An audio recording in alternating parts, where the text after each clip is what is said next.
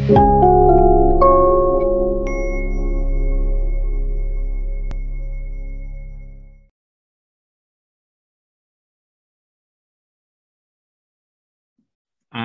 kita Agama dan Politik hari ini memasuki topik yang ke-9 ya, minggu ke-9, yaitu mengenai agama dan pembangunan. Ya.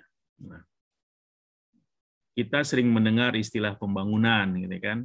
Apalagi dalam konteks negara berkembang seperti negara kita, pembangunan itu adalah suatu istilah yang sering diucapkan oleh banyak pihak, terutama oleh pemerintah. Nah, apalagi kalau Anda membaca sejarah Indonesia pada pra-reformasi, yaitu pada masa Orde Baru, pembangunan itu menjadi suatu istilah yang sakral ya, karena itu menjadi kunci pembangunan pemerintahan Soeharto. Sehingga kalau ada orang atau kelompok yang dianggap mengganggu pembangunan, itu pemerintah dan aparat-aparatnya tidak segan-segan untuk mengambilnya, menangkapnya ya. Nah, termasuk siapapun itu, termasuk mahasiswa. Nah, salah satu salah satu isu lain yang berkaitan erat dengan pembangunan adalah agama. Ya, saya kira itu. Nah, mungkin sekilas Anda lihat tidak ada hubungannya ya antara agama dan pembangunan. Tapi sebenarnya kalau kita pelajari lebih lanjut, terdapat hubungan yang erat antara agama dan pembangunan ini, between the region and development ya. Pembangunan itu dalam bahasa itu development ya. Oke, nah, mari kita lihat ya uraian ini dengan saya dibantu oleh slide ya, supaya Anda lebih mengerti.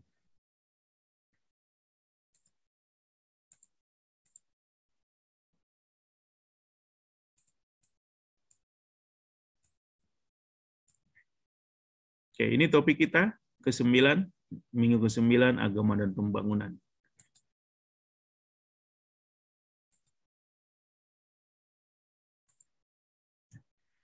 Saya ingin mulai topik ini dengan uraian atau pendeskripsi tentang apa itu pembangunan ya. Saya kira ini penting Anda pahami dengan baik ya. Walaupun sering kita dengar istilah pembangunan, jangan-jangan kita tidak mengerti apa itu pembangunan, gitu kan? Nah, di bahasa Sundanya seperti apa ngaran teu wauh rupa, nah, gitu. Tahu nama tapi tidak kenal wajah. Nah itu. Mari kita lihatnya apa itu pembangunan ya. Nah, pembangunan itu dalam bahasa Inggris development. Dari kata Inggris to develop, dari verb to develop. Noun-nya development. Pembangunan dari bangun, pembangunan gitu kan. Nah, bisa juga diartikan perkembangan gitu. Dalam bahasa Inggris development bisa perkembangan juga. Nah, apa itu pembangunan atau development? Development adalah sebuah proses transformasi struktur sosial dalam jangka panjang. Jadi, pembangunan itu sebenarnya merupakan proses transformasi sosial struktur, social structure.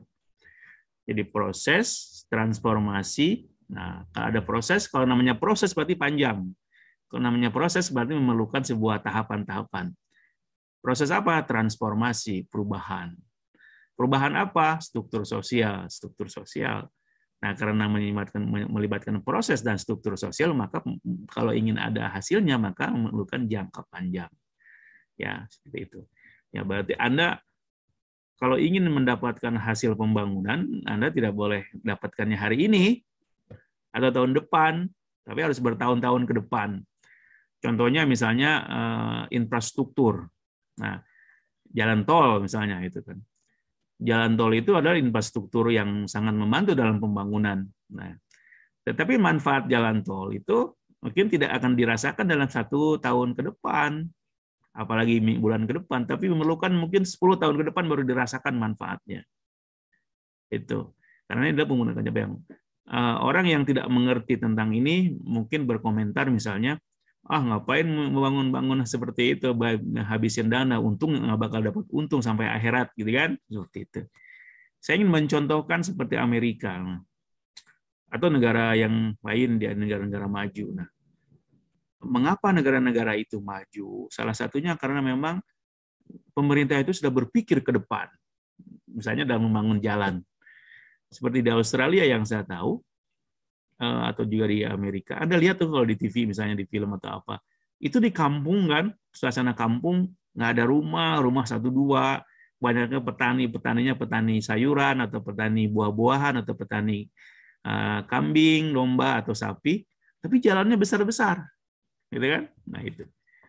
Satu, karena mereka berpikir, oh ini daerah ini dalam sekian puluh tahun akan menjadi besar, karena itu harus disiapkan jalannya, gitu kan? Nah, kemudian untuk membantu para petani untuk menyalurkan hasil panen mereka dengan mudah ke kota-kota.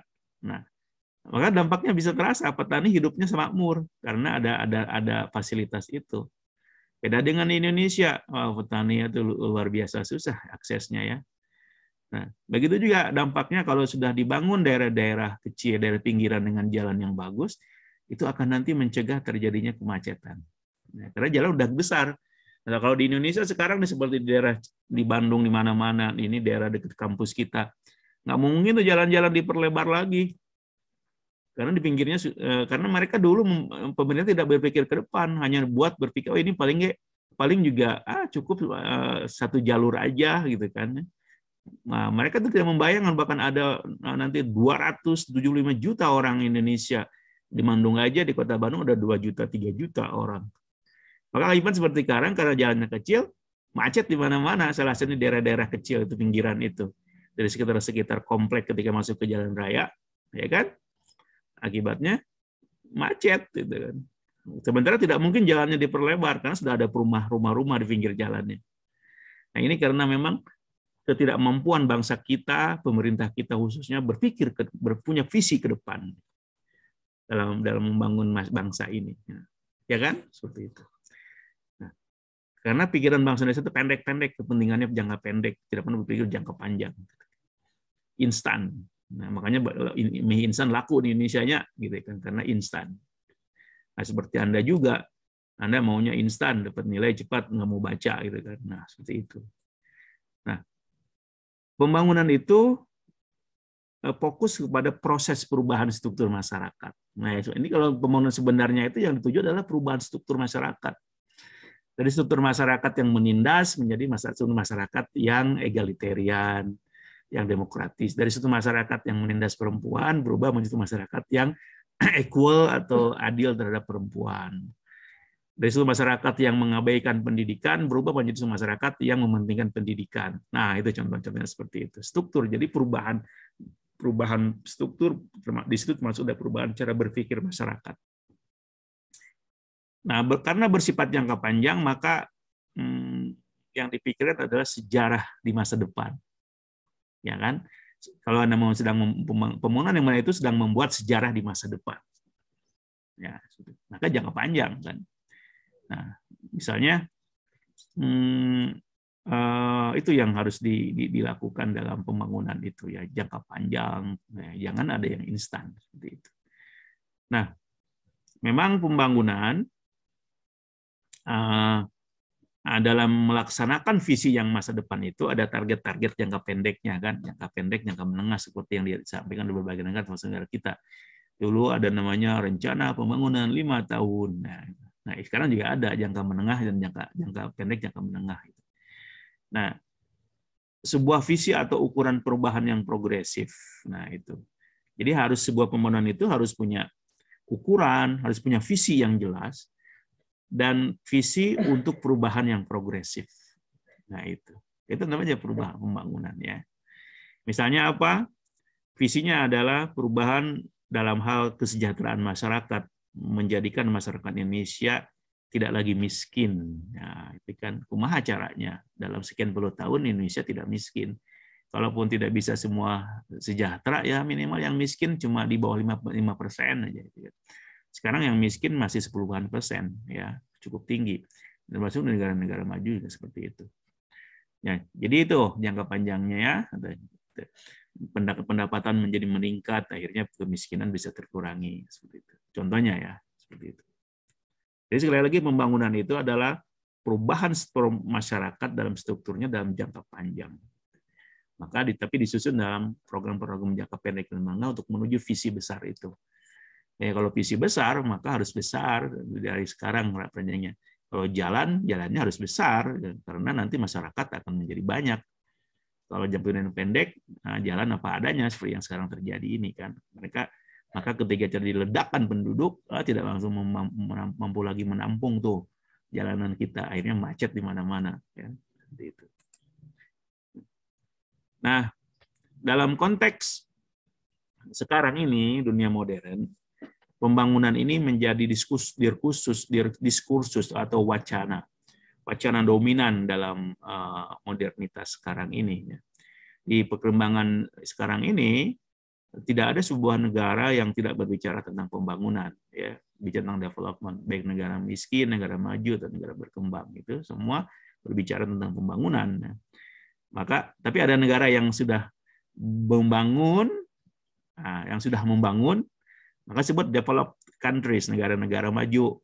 Negara yang sudah membangun itu developed countries. Negara yang disebut negara yang sudah membangun sudah yang maju. Tapi negara yang sudah masih aja membangun, developing countries. Negara yang sedang berkembang, membangun aja. Itu sebenarnya negara yang diproses dari kemiskinan menuju ke kemajuan, tapi dia sedang membangun. Tapi ada yang negara yang miskin, misalnya underdeveloped countries, negara yang miskin, pembangunannya lemah. Nah, sebenarnya isu pembangunan itu mulai muncul setelah Perang Dunia II. Setelah Perang Dunia I, negara berdunia hancur, Perang Dunia lebih hancur lagi, termasuk Indonesia. Maka setelah damai, perang tidak berhenti, maka mulailah negara-negara di dunia, termasuk di Asia, negara kita mulai berpikir bagaimana membangun bangsanya masing-masing. Ya, bagaimana mengembangkan potensi masing-masing untuk memperoleh tadi visi besar tadi tiap-tiap bangsanya. Nah, maka nanti akan muncul nih, karena tadi zaman modern ada dikonseptualisasikan pembangunan itu, pembangunan pada postmodern, pembangunan atau post pembangunan, post kolonial dan post strukturalis. Nah, karena kan sekarang zaman berubah nih. Sekarang tidak lagi disebut zaman modern tapi postmodern. Maka pembangunan pun seperti itu, di pembangunan postmodern gitu kan. Atau post developmentalisme, post pembangunan. Karena kita sudah melewati masa kolonial, maka disebut post kolonial. Nah, gitu kan, seperti itu. Oke. Nah, kalau berbicara tentang pembangunan, kita berbicara tentang bagaimana para ilmuwan sosial memahami dan menjelaskan apa itu pembangunan, ya, seperti itu. Maka kita dapati beberapa teori dari para ilmuwan sosial untuk menjelaskan apa itu pembangunan, ya. Ada beberapa teori, saya sebutkan di sini beberapa saja. Yang pertama disebut teori modernisasi. Nah, jadi kalau salah satu teori untuk menjelaskan atau apa itu pembangunan, salah satunya teori modernisasi. Ya. Nah, teori apa? Teori modernisasi itu, teori modernisasi berpendapat begini, semakin modern sebuah negara, maka negara itu semakin sejahtera, semakin kuat. Nah, itu. Jadi dengan demikian, salah satu kunci kemajuan dan kesejahteraan sebuah bangsa adalah harus modern. Nah, gitu. Karena semakin modern sebuah bangsa, maka negara itu akan semakin sejahtera dan kuat secara ekonomi, politik, dan sebagainya. Maka di sini menjadikan modernisasi sebagai sebuah proses satu-satunya menuju kemajuan kesejahteraan sebuah negara.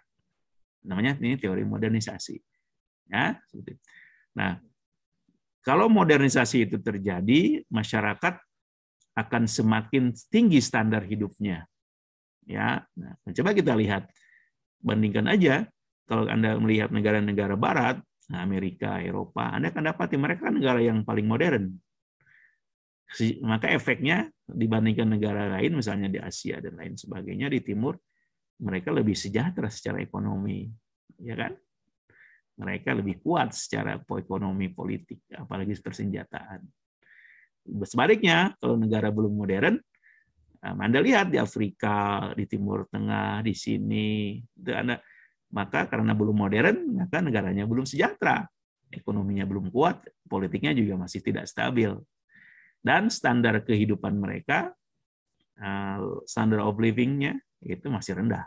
Ya, seperti kita aja nih di Indonesia, standar hidup orang Indonesia pasti jauh lebih rendah daripada standar hidup negara-negara di barat itu. Ya kan? Seperti itu. Dari gaji misalnya, berapa sih gaji rata-rata UKM apa namanya itu? Upah minimum regional kita rendah juga kan.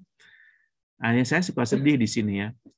Kalau Anda pergi, ketika saya pergi misalnya ke Belanda dan Australia, kita kan sering dapat itu fashion, itu pakaian, celana jeans yang merek Levi's itu.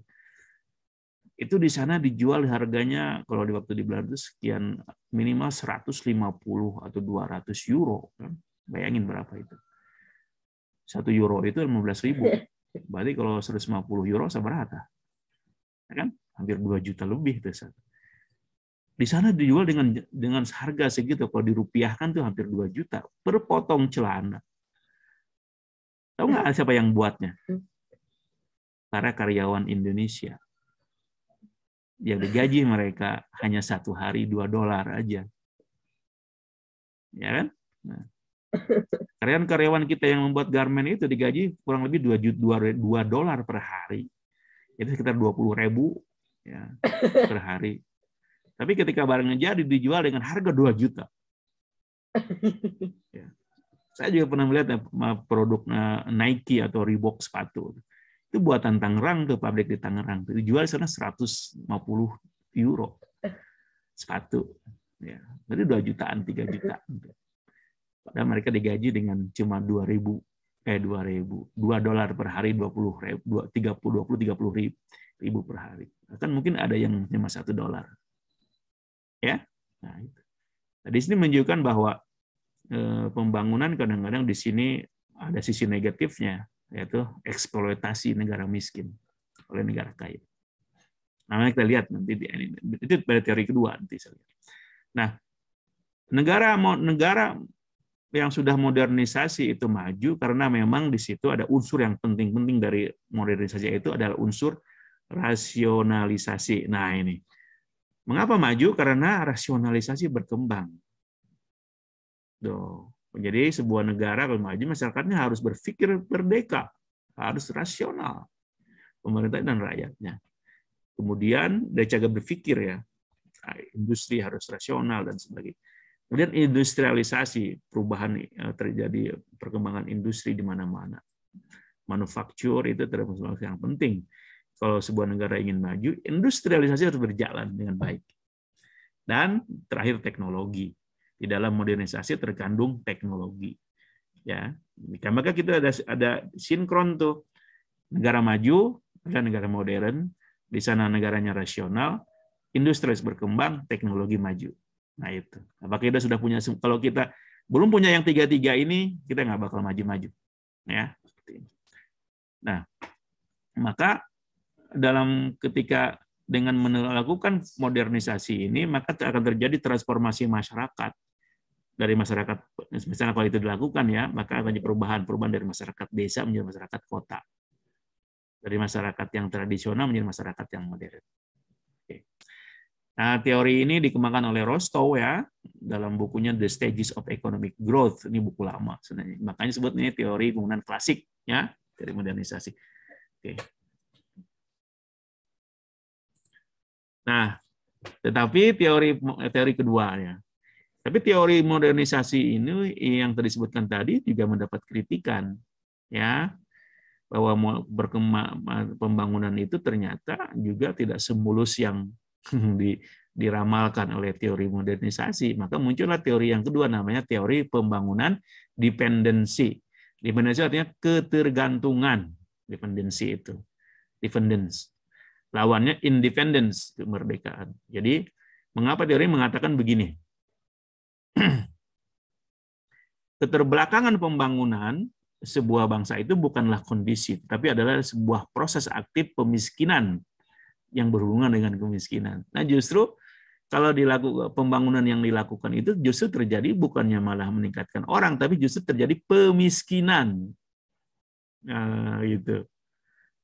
Nah, kenapa terjadi pemiskinan? Karena yang kedua, sistem ekonomi global yang sekarang ada itu tidak adil, yang membuat negara miskin tergantung kepada negara maju. Nah, ini katanya. Jadi sistem ekonomi global yang ada sekarang ini justru tidak adil. yang mestinya pembangunan itu untuk meningkatkan kesejahteraan masyarakat, tetapi justru sekarang yang terjadi adalah sistem ekonomi global membuat negara-negara miskin tetap miskin. Karena apa? Tergantung kepada negara-negara maju dalam ekonominya, dalam politiknya, bahkan ya dalam teknologi dan sebagainya. Negara-negara maju pun tidak mau melepaskan ketergantungan negara miskin ini, jadi nggak gantung terus, tergantung. Jadi tidak akan jadi kalau anak kecil jadi anak kecil terus mau digendong-gendong gitu, tidak pernah dewasa gitu. Karena memang sistemnya membuat negara miskin tetap miskin dan membuat tergantung, tidak mau dewasa. Ya, seperti misalnya teknologi transfer teknologinya tidak terjadi.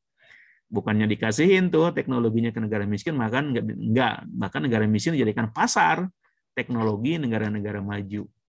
Bukannya dikasihin teknologinya, tapi dijadikan pasar bagi teknologi negara-negara maju. Nah, kita juga termasuk seperti itu. Kita dibanjiri teknologi negara maju kan.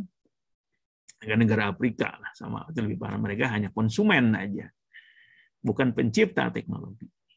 Nah, dengan demikian negara maju itu sebenarnya memiskinkan negara miskin melalui kolonialisme. Kalau konteks ke belakang, kolonialisme jelas itu memiskinkan negara timur termasuk kita. Kita jadi miskin tuh.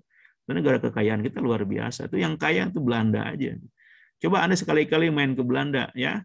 Betapa mereka majunya. Salah satunya karena mereka ambil dari negara kita. Jadi Anda berhak tuh pergi ke sana mengambil kembali. Ya. Maka ada kesempatan pergi ke sana, ya. Imperialisme itu jelas, dan perdagangan yang eksploitatif itu jelas.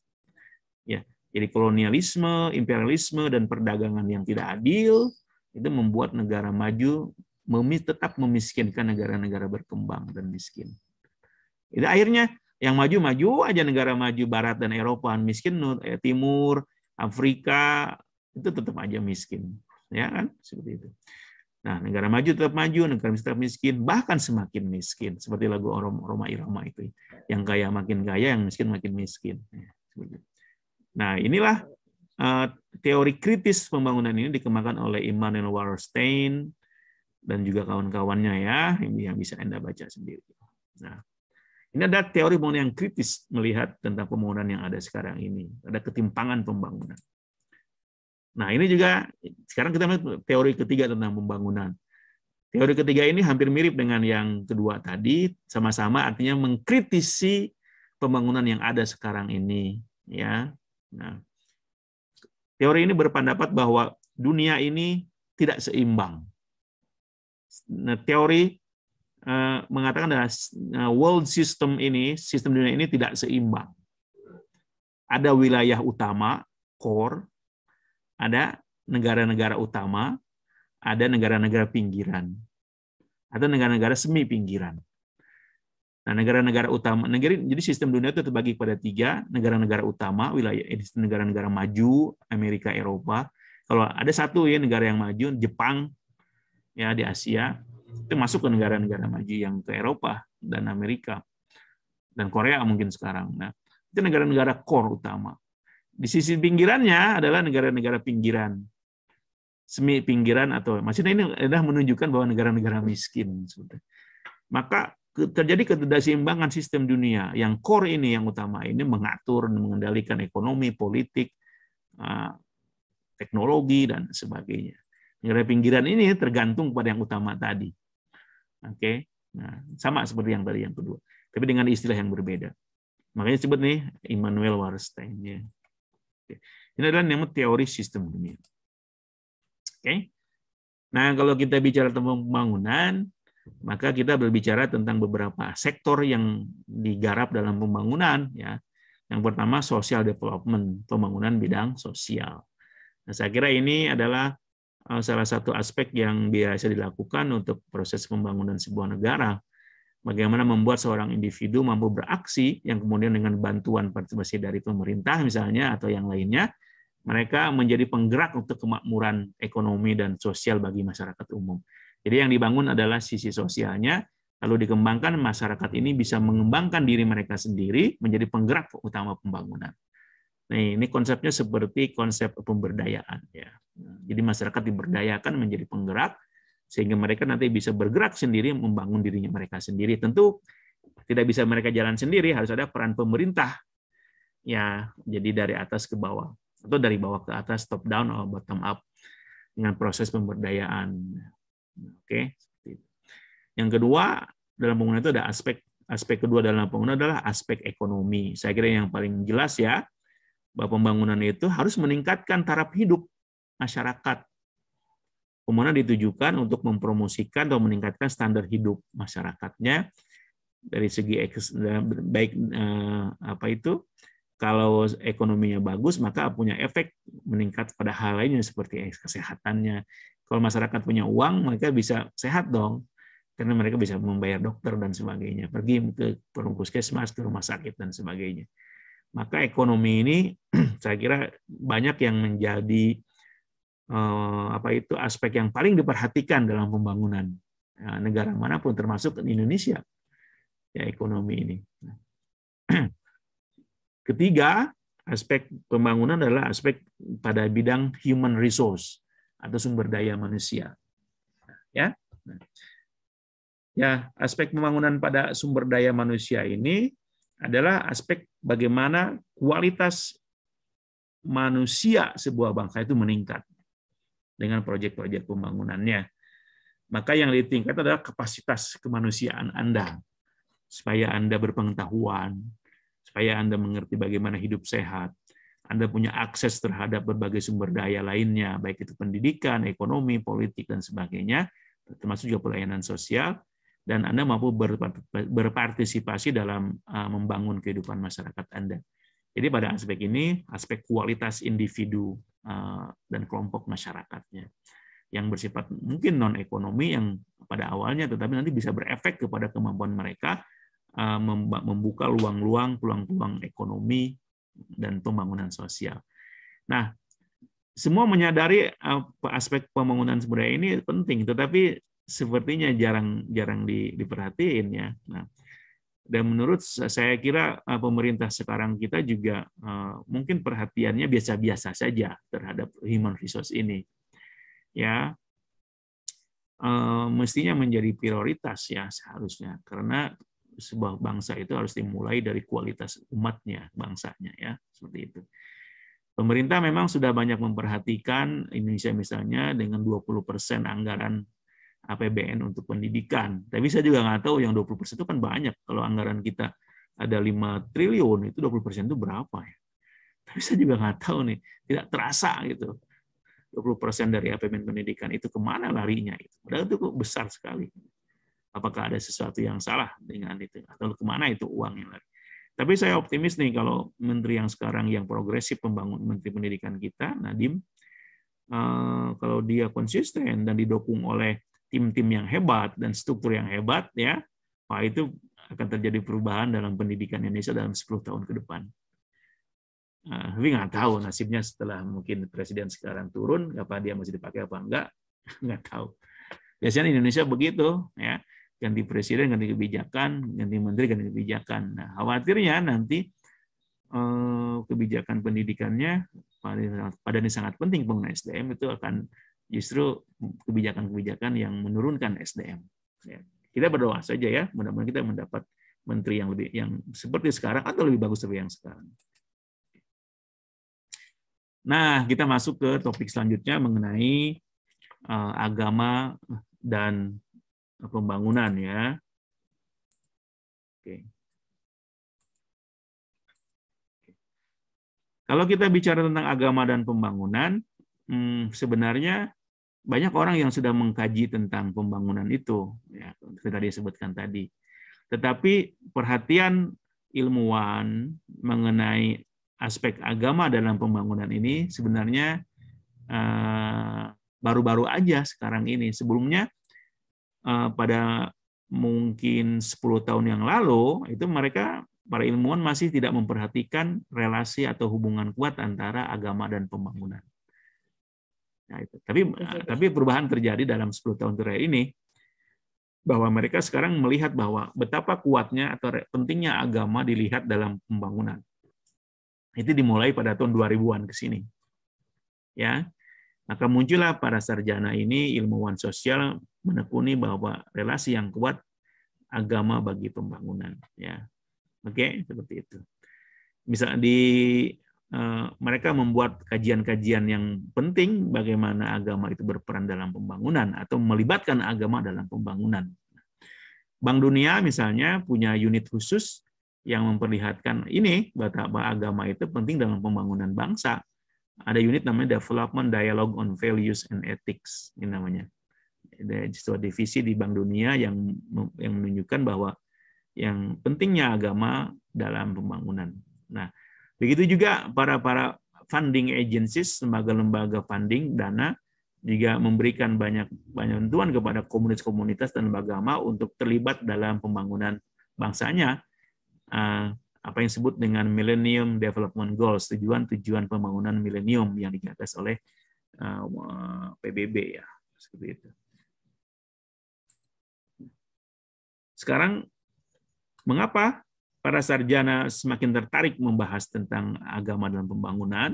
Karena memang sekarang salah satunya adalah dipicu munculnya kebangkitan politik Islam, khususnya negara-negara Muslim.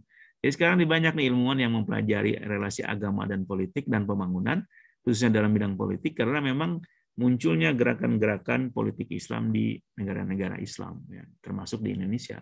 Jadi mereka tertarik untuk mengkaji.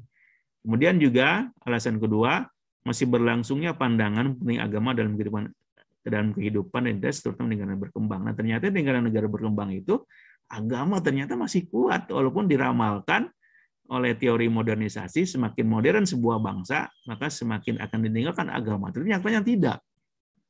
Berikut pertemuan kita di pertemuan 1 atau 2 mengenai sekularisasi, kan.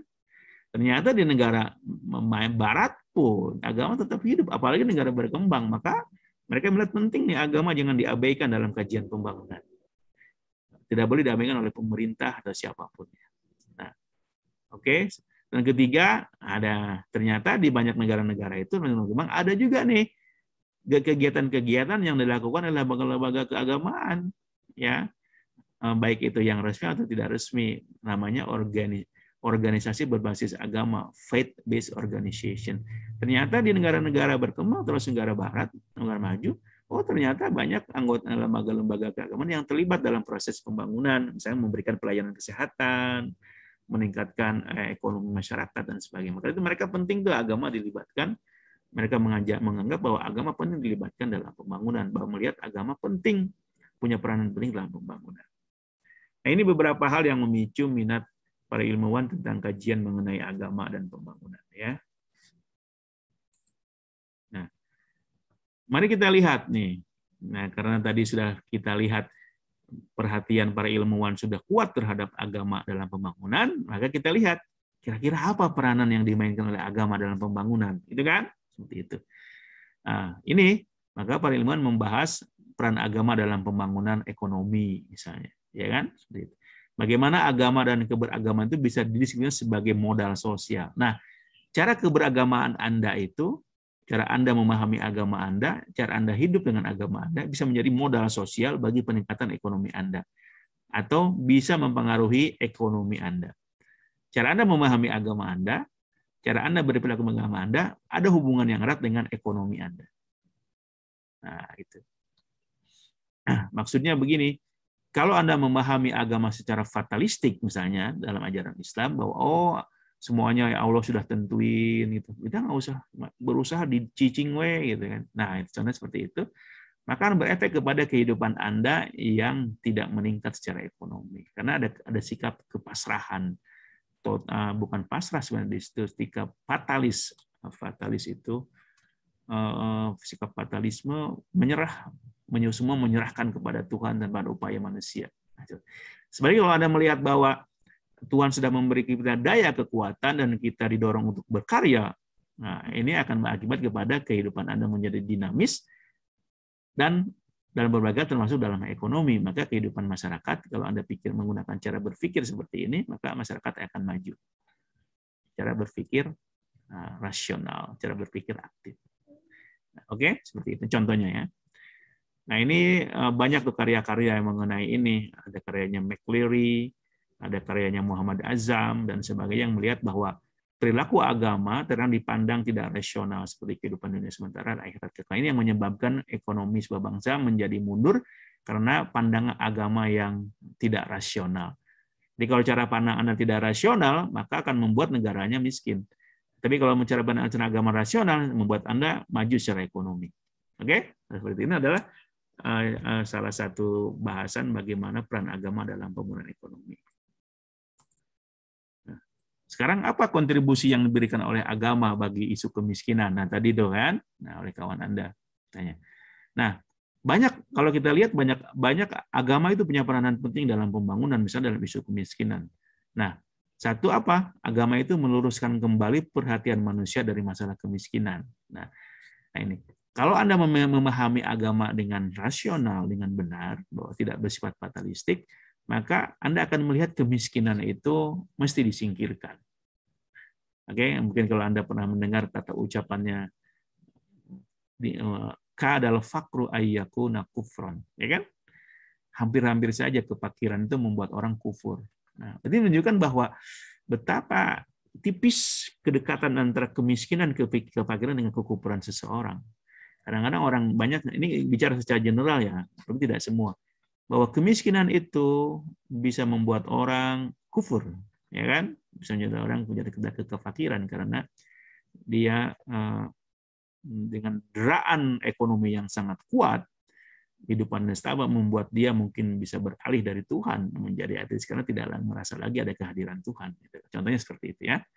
Nah, kalau Anda berpikir agama dengan positif, maka akan kemiskinan itu mesti disingkirkan, dilawan. Nah, itu. Kemudian dengan agama itu memberikan garis-garis etika bagi masyarakat agar merespon dengan benar terhadap isu kemiskinan. Saya kira kalau Anda beragama dengan benar, akan dapati ajaran Islam misalnya bahwa kemiskinan itu adalah menjadi masa yang harus dipecahkan bersama, seperti yang saya sebut tadi itu, ada yang bilang melalui zakat misalnya, infak sodako itu adalah secara sosial, zakat infak sodako adalah sebuah instrumen untuk melawan kemiskinan. Tapi kita melihat masih banyak masalah. Orang Islam tidak mampu tuh memaksimalkan potensi zakat dan infak dan sodako itu. Saya juga nggak tahu. Ajarannya sudah jelas tuh, zakat itu untuk secara pribadi membersihkan harta Anda, tetapi secara sosial merentaskan kemiskinan. Tapi kenapa sampai sekarang kemiskinan masih ada? Ada yang jangan-jangan ada yang salah dengan cara Islam kita. Cara kita memahami zakat dan infak. Dalam manajemen zakat dan infaknya, ya, yang belum benar. Walaupun sekarang ada undang-undang zakat di negara. Anda harus tahu di Indonesia ini pemerintah sudah mengeluarkan undang-undang zakat tuh. Masa tahun 2004 atau 2005. Tapi sampai sekarang, seperti Anda katakan tadi, belum terasa ya. Ada apa itu dengan pemerintah kita dan agama-agamaan kita. Oke? Nah, agama itu punya tanggung jawab besar untuk menghilangkan kemiskinan. Nah, kalau Anda melihat ajaran-ajaran Islam begitu, banyak memperhatikan orang miskin, harus diperhatikan oleh orang kaya, supaya mereka tidak selamanya miskin. Kalau ada zakat, tahun ini ada mustahik zakat, ada 100 orang di kampung Anda, maka dalam setiap tahun harus berkurang tuh yang miskinnya. Mustahik zakatnya, kalau tahun lalu ada 100, sekarang mungkin bisa menjadi 70 orang. Tapi nyatanya kan malah naik ya. Saya tanya di kampung saya di sini, Pak, mustahiknya itu aja tahun ke tahun katanya. Gitu kan. Nah, ini berarti tidak berhasil tuh zakat fitrah. Ada yang salah itu. Nah, harus pikirkan bersama. Oke. Nah, dalam konteks pembangunan, agama merupakan sumber penting dan pendorong utama pembangunan. Nah, di sini saya kira bagi negara yang beragama seperti Indonesia, yang masyarakatnya sangat religius, agama ini bisa menjadi faktor pendorong pembangunan. Tinggal bagaimana nih tokoh-tokoh agamanya bisa memahami agama dengan benar. Kalau memahami agamanya dengan keliru, tidak progresif, ya tetap aja agama justru menjadi bukan pendorong pembangunan, bahkan bisa menjadi penghalang pembangunan. Ya kan? Seperti itu. Nah, jadi ini letaknya, masalahnya terletak kepada bagaimana ajaran agama itu dipahami, apakah kompatibel, selaras atau tidak dengan pembangunan. Kalau Anda memahaminya anggap agama itu tidak kompatibel, ya negara bangsa tidak akan maju. Tapi sebaliknya Anda menganggap bahwa ajaran agama itu kompatibel dengan kemajuan, maka akan berkembang tuh sebuah bangsa. Maka yang namanya kiai, ustadz, ajengan itu sangat penting dalam pembangunan ini, tapi tergantung pada sejauh mana mereka memahami ajaran agama itu. Ya. Tergantung pada interpretasi para tokoh agama dan masyarakat muslim terhadap agama mereka itu sendiri. Ya. Nah, banyak hal kadang-kadang sering terjadi manipulasi agama. Nah, ini yang menjadi bahaya. Agama dimanipulasi oleh kelompok tertentu untuk misalnya mencegah pembangunan atau menolak pembangunan atau melawan pemerintah. Oke, seperti itu.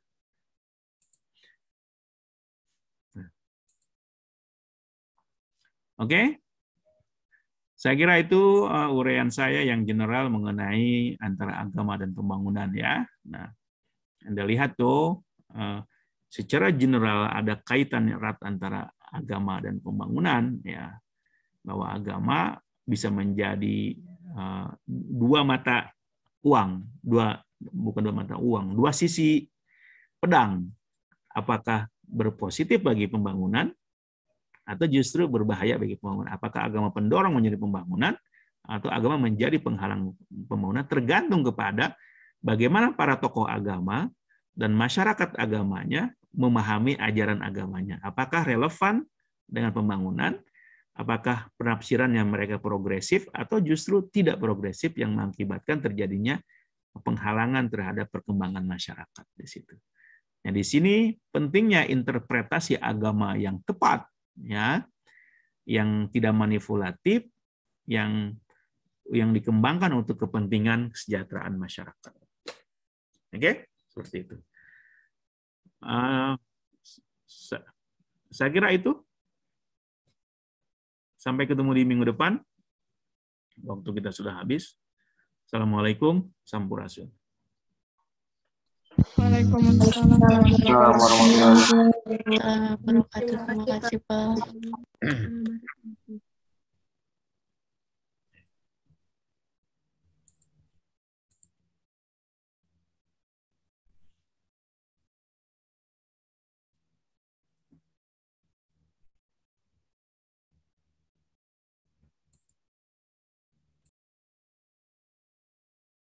Pak.